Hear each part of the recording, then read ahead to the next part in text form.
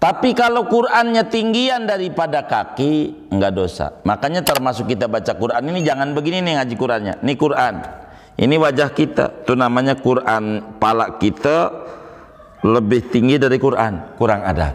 Jangan begitu. Begitu. Jadi kita enggak di atas Qur'an palanya. Itu begitu. Jangan. Ini mau adab-adab Al-Qur'an ini kajian ini sebetulnya.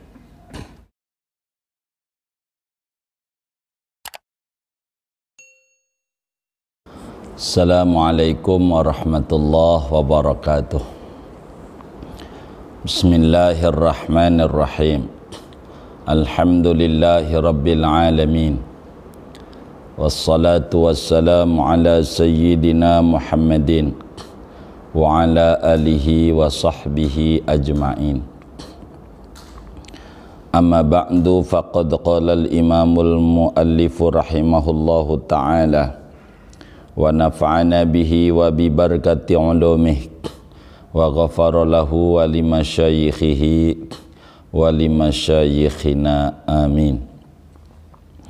Wa yahrumu tamkinu ghairil mumayyizi min nahwi mushafin walau ba'da ayatin, dan haram oleh membiarkan orang yang selain mumayyiz, yang belum tamyiz, daripada seumpama mushaf, dan meskipun yaitu sebagian ayat. Wa kitabatuhu bil ajamiyati, dan haram oleh menuliskan Al-Quran dengan bahasa ajam, non-Arab, dengan tulisan ajam. Wa wad'u nahwi dirhamin fi maktubihi, dan meletakkan seumpama uang pada tulisan Al-Quran. Wa ilmin syar'iyyin, dan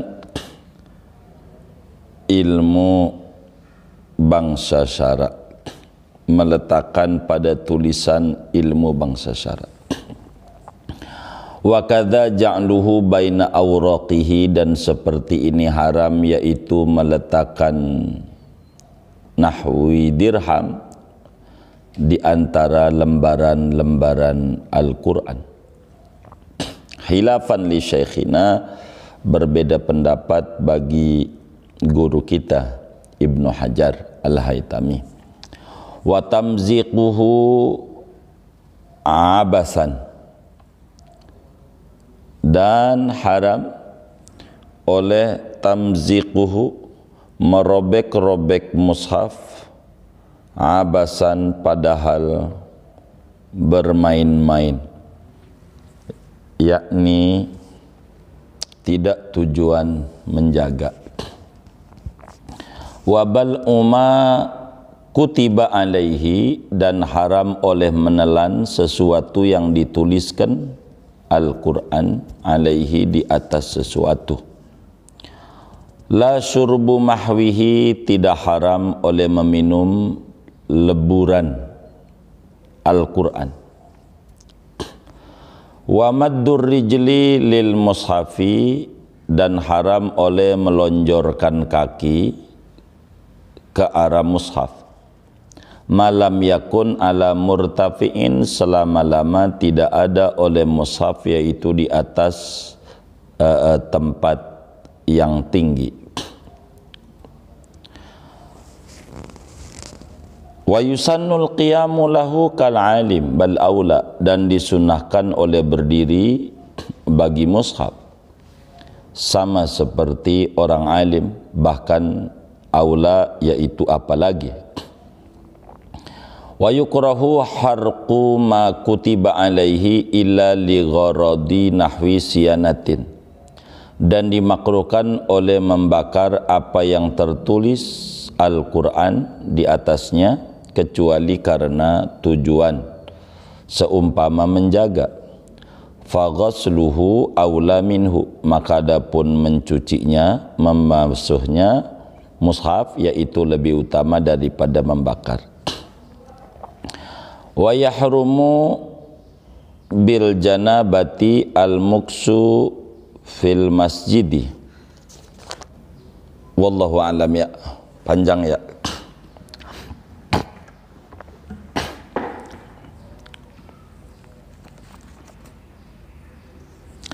Artinya begini, bapak-bapak, ibu-ibu, saudara-saudara sekalian, kajian Fathul Mu'in kita selepas istirahat menghadapi bulan suci Ramadan, kita sekarang melanjutkan kajian Fathul Mu'in pada pembahasan hal-hal yang diharamkan bagi orang yang tidak punya wudu. Jadi ada hal-hal yang diharamkan dengan sebab hadas kecil, ada hal-hal yang diharamkan dengan sebab hadas pertengahan, ada hal-hal yang diharamkan dengan sebab hadas besar. Hadas pertengahan itu junub, bisa keluar mani, bisa bersetubuh. Hadas besar adalah haid, nifas. Hadas kecil tidak punya wudu. Kemarin telah dijelaskan bahwa di antara yang diharamkan ketika tidak punya wudu adalah mashul mushaf, memegang Al-Quran. Dengan uraian-uraian yang sangat panjang ini dalam Fathul Mu'in ini, kita tidak ulang lagi. Bagaimana kalau Qur'annya ada di tafsir, bagaimana kalau Qur'annya nyelip di kitab, bagaimana kalau Qur'an digabung di tas, yang ada buku matematik, ada kitab fikih dan seterusnya. Itu sudah kita bedah pada kajian sebelum Ramadan.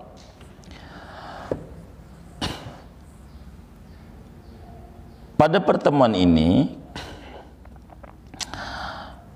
dijelaskan bagaimana kalau ada anak kecil mau ngaji enggak punya wudu, megang Quran. Apa hukumnya? Nah, ini kajian kita. Saya mundur sedikit. Bila anak kecil itu sudah tamyiz, sudah mengerti, bisa makan sendiri, minum sendiri, kalau cebok sendiri, ketika mau ngaji tidak pegang Quran, tidak punya wudu, megang Qurannya, maka jangan dilarang. Biarkan saja anak kecil yang sudah tamyiz megang Quran untuk mengaji walau tidak punya wudu. Kenapa diperbolehkan? Sebetulnya biar kita punya anak kecil mau ngaji disuruh wudu, begitu. Sebab itu diperintahkan orang tua untuk menyuruh anaknya kalau mau pegang Quran, ketika mau ngaji ke rumah guru, tetap kita orang tua disuruh untuk menyuruh anak kita wudu. Namun ketika anak kita ada tanda-tanda ngambek disuruh wudu, lalu dia nggak mau, kita jangan larang. Sebab kalau udah ngambek rugi besar kita. Udah wudu kagak, ngaji kagak. Namanya ada dua madarat. Jadi cari ambil yang ringannya, ambil yang paling maslahat. Udah ndak apa-apa anak kecil yang tidak punya wudu pegang Quran bawa mau ngaji ke rumah guru, biarkan saja. Karena hajat taklim lebih besar. Taklim lain dengan sholat, lain dengan tawaf, lain. Ini megang Quran, begitu. Karena ngaji ini lama, sehingga kita bebani dia untuk wudu lalu ngambek dan tidak ngaji lebih berat. Biarkan tak punya wudu tapi dia ngaji, enggak apa-apa. Ambil akhafud dararain. Yang penting tujuan ngaji berhasil. Itu buat anak kecil yang sudah tamyiz. Nah, bagaimana kalau kemudian belum tamyiz? Umurnya biar gampang kami singkat 3 tahun, 2 tahun, atau 4 tahun. Kalau ngukur dari umur, tamyiz ini umumnya bocah itu umurnya 7 tahun. Itu tamyiz umumnya. Umur 7 tahun tuh udah ngerti. Bagaimana di bawah 7 tahun? Balita istilahnya. Bagaimana balita ini megang Quran? Apa hukumnya? Nah, ini materi kita. Wa yahrumu tamkinu ghairil mumayyizi min nahwi mushafin walau ba'da ayatin. Anak kecil yang belum tamyiz seperti umur 3 tahun, 4 tahun, yang disebut istilah kita orang balita. Balita itu asal mananya bawah 5 tahun, bisa aja 6 tahun tapi belum tamyiz. Itu balita juga istilahnya. Walaupun balita itu asal katanya bawah 5 tahun. Jadi balita pegang Quran, apa hukumnya? Wa yahrum, haram kita orang tua membiarkan anak kita yang di bawah 5 tahun ini megang Quran. Haram. Sebab dia belum mengerti bahwa Quran ini agung, harus dimuliakan, harus dihormati. Ndak ngerti, masih bocah. Yang dosa siapa? Ditujukan hukum ini satu kepada wali, ayah bunda, kepada guru ngaji TPA-nya tuh, atau TPQ atau RTQ, rumah tahfidz Quran tuh. Kalau umur 3 tahun pegang-pegang Quran, dirobek, yang dosa orang tuanya. Dia sih nggak dosa karena belum baligh, belum ada taklif. Tapi orang tuanya menjadi dosa bila orang tua anak kecil mainannya Al-Quran, lalu dirobek-robek itu Al-Quran, dosa orang tuanya. Kenapa? Karena dia belum tamyiz. Mana dalilnya? Ini di Fathul Mu'in. Wa yahrumu tamkinu ghairil mumayyizi min nahwi mushafin. Haram, yakni dosa ayah bunda yang membiarkan anaknya yang belum tamyiz, biar gampang, balita, belum mengerti, pegang-pegang Al-Quran. Nanti bisa diacak-acak, bisa dirobek oleh tuh bocah karena belum mengerti. Adapun yang sudah tamyiz, udah tuh materinya yang lalu, enggak apa-apa, udah ngerti Al-Quran ini agung.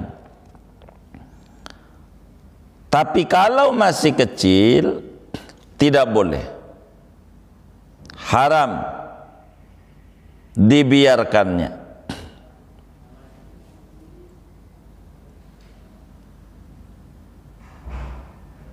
dosa. Kenapa? Karena menyebabkan Quran itu bisa dirobek-robek oleh anak kecil. Jadi yang diharamkan ini adalah wali atau guru membiarkan anaknya yang kecil memegang-megang Al-Quran, tentu tanpa pengawasan. Bila di pengawasan yang megang adalah gurunya, jadi ketika mau direbut sama bocah kagak boleh, itu nggak apa-apa. Yang kayak begitu hukumnya. Ini kajian tentang haram megang Al-Quran. Lalu Yai Fathul Muin ini menjabarkan panjang sekali tentang Al-Quran.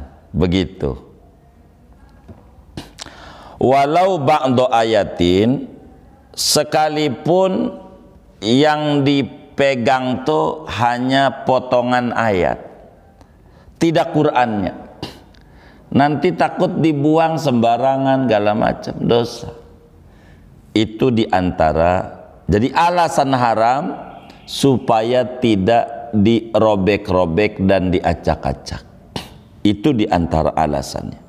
Kenapa anak kecil diharamkan untuk megang-megang Al-Quran yang di bawah 5 tahun, yakni ghair mumayyiz, bahasa kitabnya.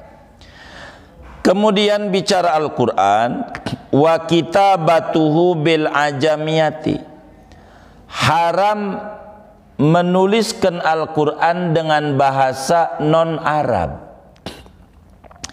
Bagaimana hukum melatenkan Al-Quran?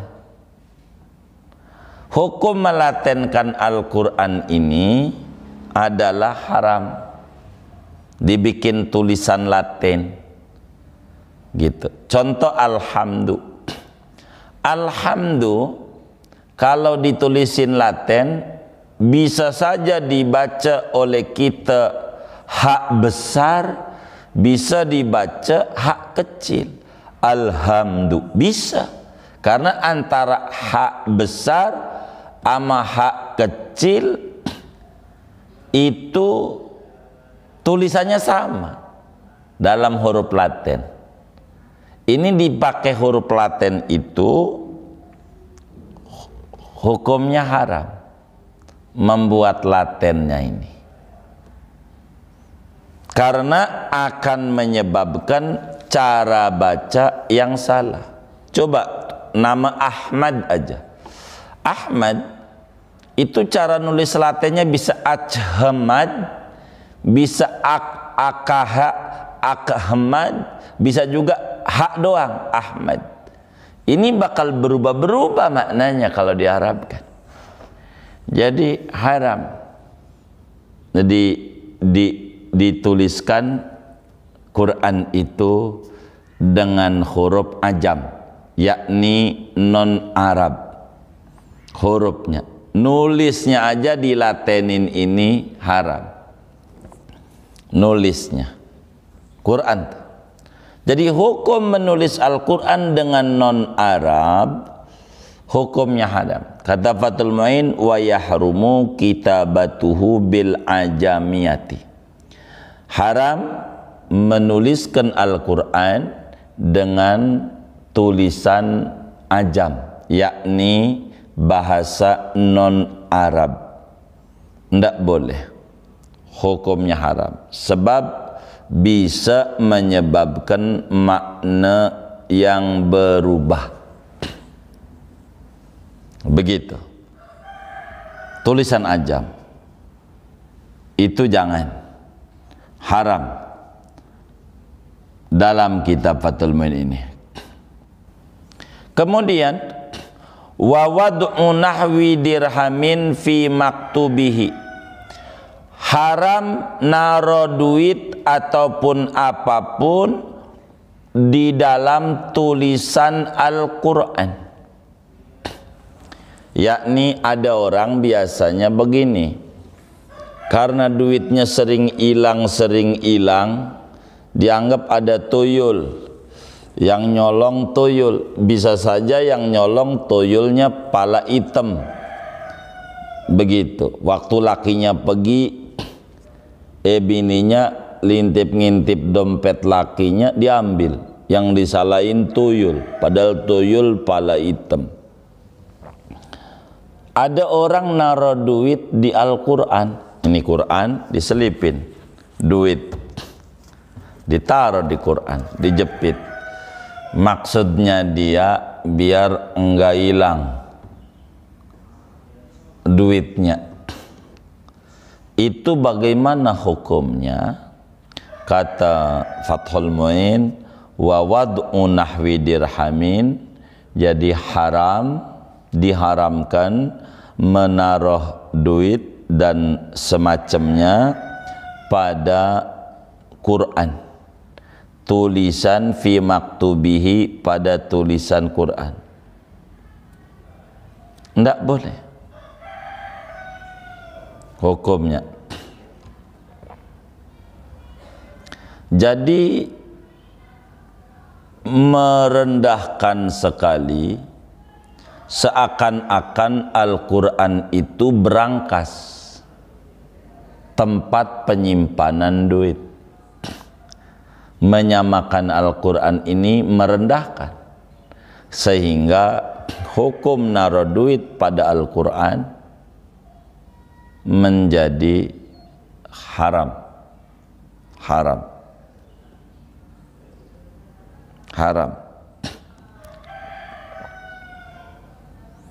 Kurang adab pada Al-Quran.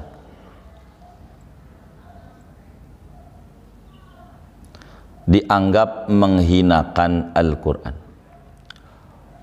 Wa ilmin syar'iyyin, begitu juga pada kitab-kitab ilmu syara'.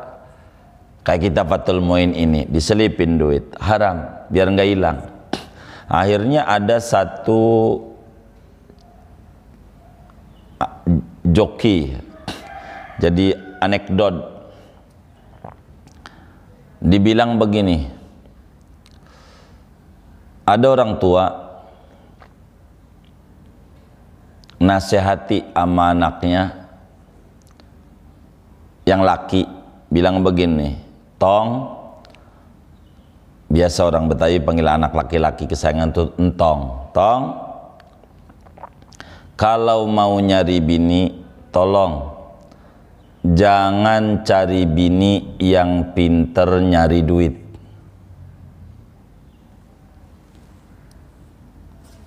Begitu pesan bapaknya. Anaknya nanya, kok begitu Pak? Iya, sebab baba ini naruh duit di pici, hilang, ketemu aja. Naruh duit di kitab, ketemu. Ampe di Quran, ketemu. Jadi pinter banget nyari duit, di mana aja ketemu. Begitu maksudnya dia. Ini yang dimaksud adalah naruh duit di kitabnya aja nggak boleh. Pantes diambil sama bininya. Jangan-jangan bininya ngaji juga itu. Nggak boleh nyelipin duit di kitab, apalagi di Quran. Hukumnya haram. Wa kadza ja'luhu baina awraqihi, begitu pula keharaman itu naruh duitnya di antara lembaran-lembaran. Kalau tadi mau dijilid ke, maksudnya mau di lembaran, antara lembaran di beginiannya ke, tetap aja naruh duit atau naruh barang-barang itu hukumnya haram. Enggak duit doang. Kenapa kita Fathul Muin pakai nahwi dirham? Bisa aja dia bukan duit, emas, surat-surat berharga diseripin. Nanti itu kan bukan duit, yang haram duit. Maka Fathul Muin biar kita nggak keliru, nahwi dirham, duit dan semacamnya. Nahwi dirham itu apa aja ndak boleh, karena menghilangkan kemuliaan Al-Quran. Begitu. Khilafan li syaikhina berbeda pendapat dengan guru kami Ibnu Hajar Al-Haytami.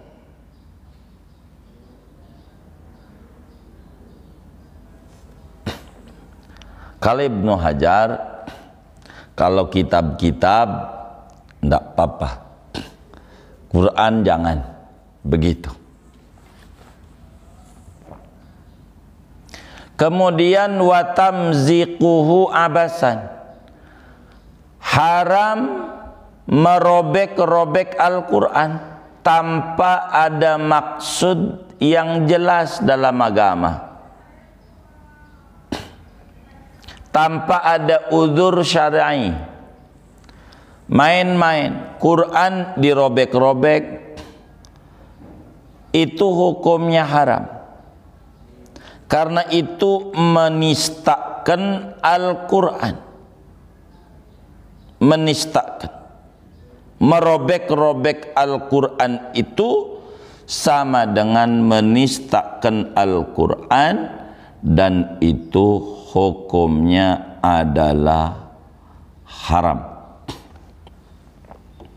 Robek-robek. Tapi kalau kemudian robek-robek ini tujuannya menjaga Al-Quran, biar hurufnya menjadi putus, nemu ada tulisan di jalanan Bismillahirrahmanirrahim, tulisan Al-Quran, biasanya ada undangan, ada bismillah bahasa Arab, ini namanya tulisan Al-Quran. Ini kita robek, kita gunting, kita acak-acak supaya jangan diinjak-injak orang. Apalagi kalau sampai kemudian habis dirobek dibakar, itu mah nggak apa-apa, namanya bukan abasan, namanya bukan main-main, ada gharad yang benar dalam agama, maka itu tidak mengapa yang kayak begitu. Wabal umma kutiba alaihi, haram juga menelan tulisan, menelan kertas yang di kertas itu ada tulisan Al-Quran, itu haram. Jadi biasanya ini ahli hikmah nih, ahli hikmah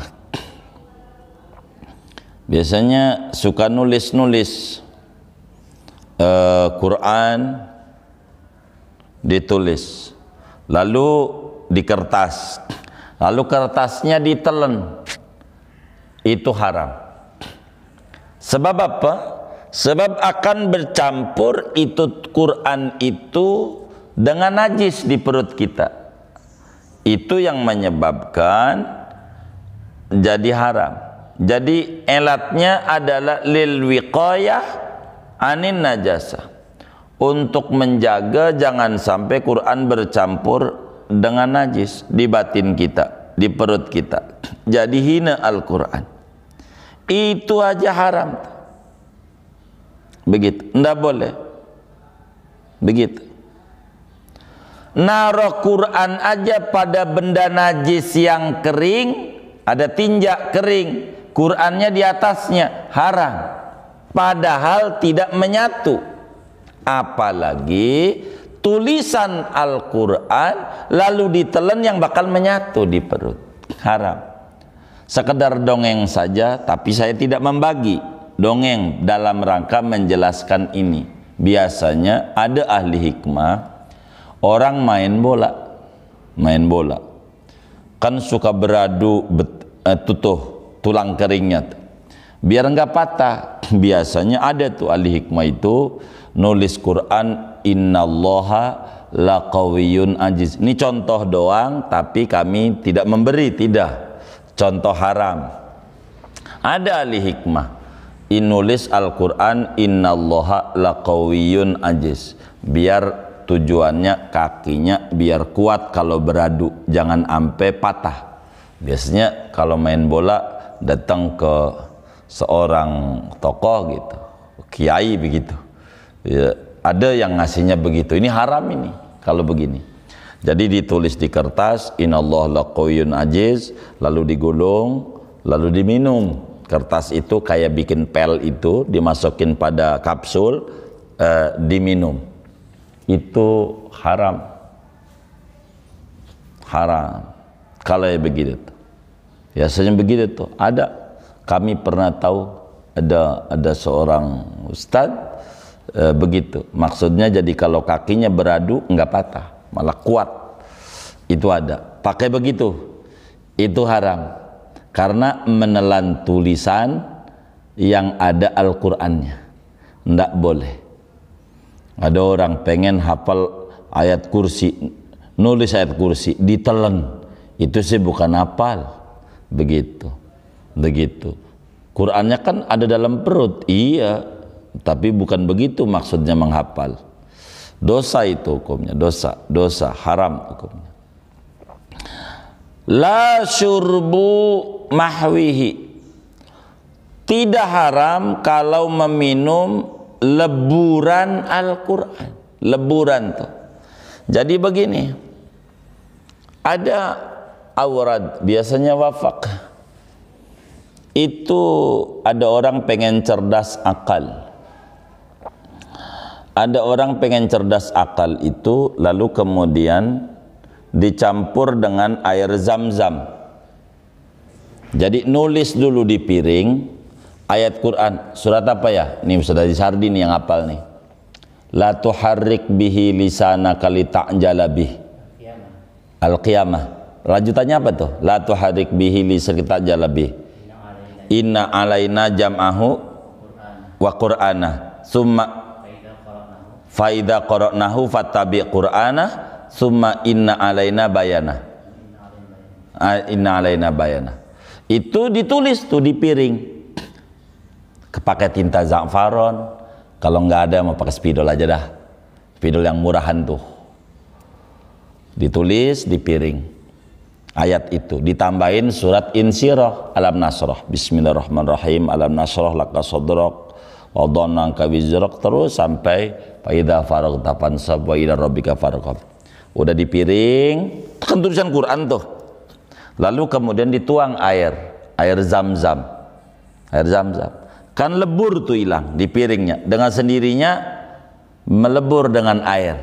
Tapi air ini ada tulisan Al-Quran tadi tuh. Namanya itu mahwu syurbu mahwihi, namanya mahwi, namanya bahasa Batul Muin, leburan tulisan Quran yang di piring yang kena air zam-zam, lalu diminumkan kepada orang yang bebel otaknya, yang tulisan Quran dicampur air, lalu kemudian air zam-zam biasanya itu begitu, lalu kemudian diminumkan kepada orang yang diajarin ngaji susah banget. Wis fa insyaallah anak itu menjadi cerdas akalnya. Itu bagaimana tuh hukum nulis Al-Quran di piring, lalu pakai za'faron biasanya, kalau nggak ada pakai spidol aja, lalu kemudian dituangin air, kalau bisa air zam-zam, memang itu ajarannya, lalu kemudian diminum airnya, nggak apa-apa, nggak apa-apa, kayak begitu tuh, boleh hukumnya. Namanya tabarruk, mengambil barakah dengan leburan ayat-ayat Al-Quran, minum, boleh.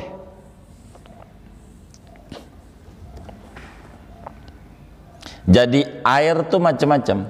Air ini menerima reaksi.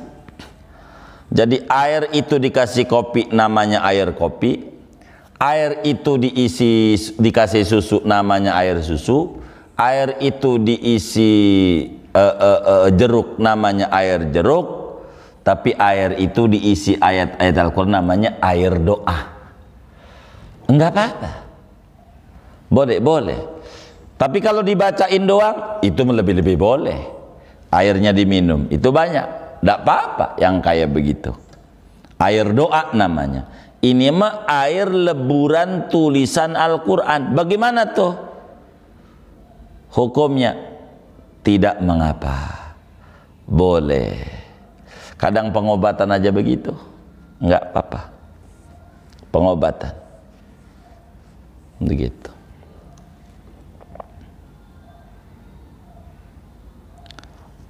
Wa maddur rijli lil mushafi ma lam yakun ala murtafi'in, atau murtafa'in dibacanya, isi makan.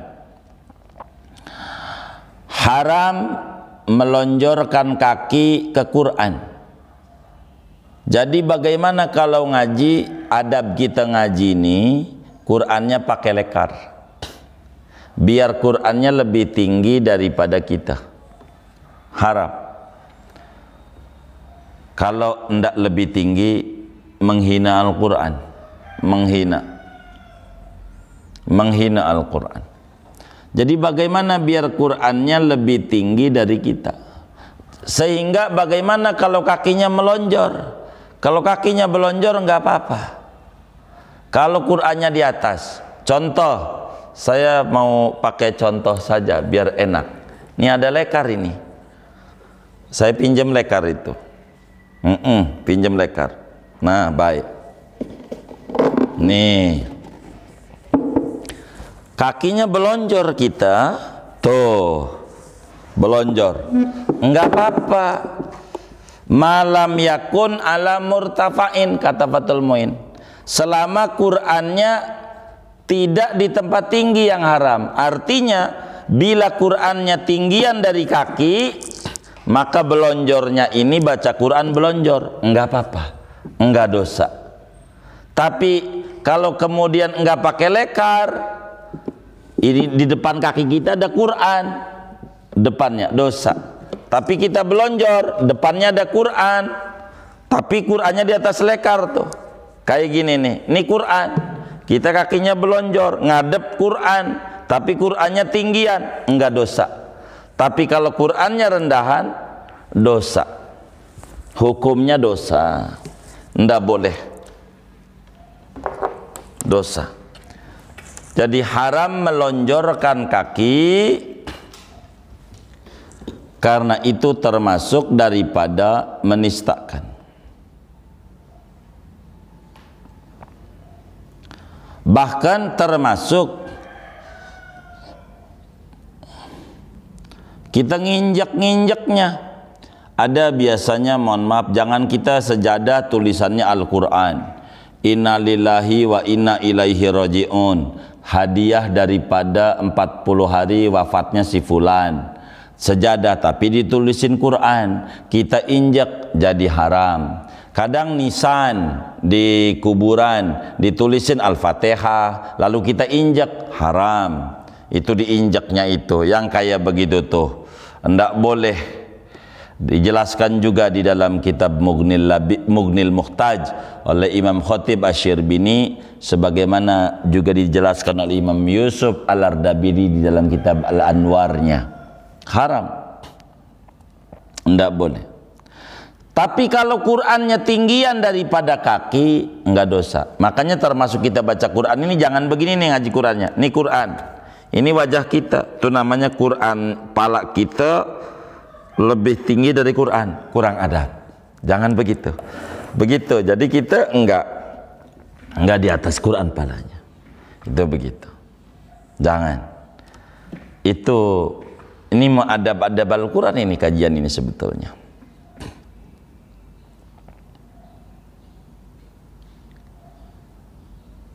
Kemudian wa yusannul qiyamu lahu kal alimi bal aula.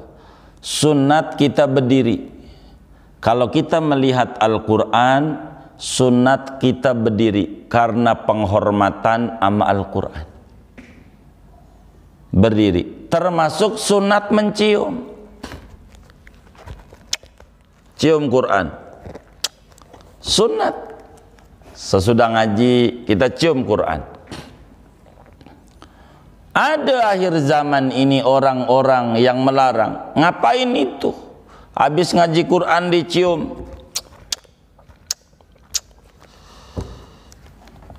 Ini enggak dicontohin sama Nabi. Begitu. Ini namanya kekeliruan. Dia tidak faham orang yang kayak begitu. Nggak ada itu yang namanya Nabi nyium-nyium begini. Nggak ada itu. Itu namanya dia tidak faham. Satu, tidak faham sejarah Al-Quran. Di zaman Nabi tidak ada Quran pakai mushaf ini, ditulis di kertas, tidak ada itu di zaman Nabi. Jangankan itu, titik nggak ada zaman Nabi. Ba titik 1 di bawah, tak titik 2 di atas, nggak ada zaman Nabi. Termasuk harokat barisan, ini fathah, ini dhamma, ini kasroh, nggak ada zaman Nabi. Jangankan zaman Nabi, kalau titik zaman sahabat 4 aja nggak ada. Titik, ba titik 1 di bawah nggak ada. Zaman Abu Bakar, Umar, Utsman, Ali nggak ada. Barisan lebih-lebih harokat, lebih nggak ada lagi di zaman Nabi, zaman sahabat. Bagaimana mungkin Nabi mau nyium Quran? Uang tulisannya aja ndak ada, mushafnya ndak ada. Mushaf baru terbentuk mushaf resmi di zaman Sayyidina Utsman. Tapi awal penulisan pembukaan Al-Quran dari mulai Abu Bakar terus sampai Sayyidina Umar sampai di Sayyidina Utsman, rapih seluruhnya. Maka bagaimana mencium Al-Quran? Apalagi cetakannya Toha Putra. Enggak ada lagi Toha Putra zaman Nabi, adanya jadi Indonesia begitu. Cetakannya Darussalam, adanya jadi Mesir baru begitu. Itu enggak ada begitu. Jadi enggak mesti contoh, karena sunnah Nabi itu ada ucapan, ada perbuatan, ada takrir, pengakuan. Jangan dibatasi pada fi'lun Nabi saja. Nanti qaulun Nabi bukan sunnah. Nanti takrir Nabi, ikrarnya Nabi bukan sunnah. Padahal yang sunnah itu adalah fi'lun Nabi, qaulun Nabi, ikrarun Nabi, itu juga sunnah. Jangan sampai kita jadi salah. Cium Quran sunat, cium. Bahkan diri, kalau kita lihat Quran, ada orang bawa Quran, diri, hormat amal Quran, itu sunnah. Kal alim, sebagaimana kita hormat sama orang alim, cium tangan sama kiai, itu sunnat. Ada orang alim, kita diri, sunnat. Bahkan di Indonesia, kalau upacara bendera, waktu bendera dinaikin, itu pada diri. Hadirin harap berdiri, begitu. Kenapa itu? Ada bendera itu orang pada diri. Dia mengagungkan bendera? Bukan. Bendera merah putih bisa naik itu karena ada banyak ulama dan santri yang berguguran untuk naikin bendera yang disebut pahlawan. Ada mujahid yang gugur demi memerdekakan bangsa. Maka ketika bendera berdiri, kita hormat, bukan hormat ama kain, tapi hormat ama ulama-ulama yang telah gugur demi memperjuangkan kemerdekaan kita punya negeri. Itu makanya ada berdiri. Ini ada kiai berdiri, enggak boleh. Cium tangan sama kiai, enggak boleh. Justru sunat. Cium Quran ini dari mana? Orang cium tangan orang tua saja, orang tua kita yang telah lahirin kita, itu sunnah. Cium tangan orang tua, apalagi Quran yang mendidik kita untuk hormat sama orang tua. Maka di sini sebut bal aula, bahkan lebih utama. Ama orang alim kita diri, ama Quran bagaimana? Lebih-lebih. Wong orang alim ini bisa hormat gara-gara Al-Quran ini yang nyuruh, suruh hormat. Oleh karena itu sunnat kita kalau ada Al-Quran, lihat Al-Quran kita berdiri. Lihat kiai, ya sama berdiri. Bahkan Quran lebih tinggi lagi dibanding kiai. Begitu. Lah kiai kalau nggak ada Qurannya nggak disebut kiai dia. Begitu. Itu begitu. Wa yukrahu kharqu ma kutiba alaihi illa li gharadi nahwi siyanatin.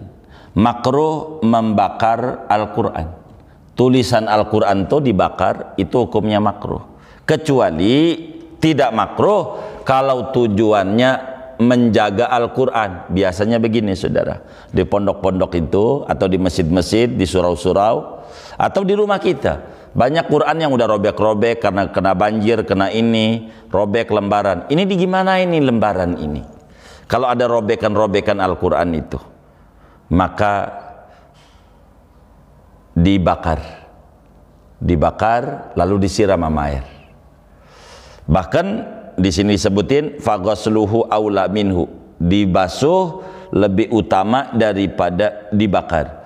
Sebetulnya maksud dibasuh tuh zaman dulu Quran ini ditulis tangan, sehingga pakai tinta tuh kalau kena air luntur, itu lebih bagus, sehingga tinggal kertasnya doang, tinta tuh. Tapi sekarang kan Qurannya bukan tinta, udah tinta mati, namanya percetakan. Dikasih air enggak luntur ini tulisan, cuman basah doang, maka dibakar. Sesudah itu robek-robekan Al-Quran itu dibakar saja. Kalau bisa dihanyutin di air, kalau enggak dipendam.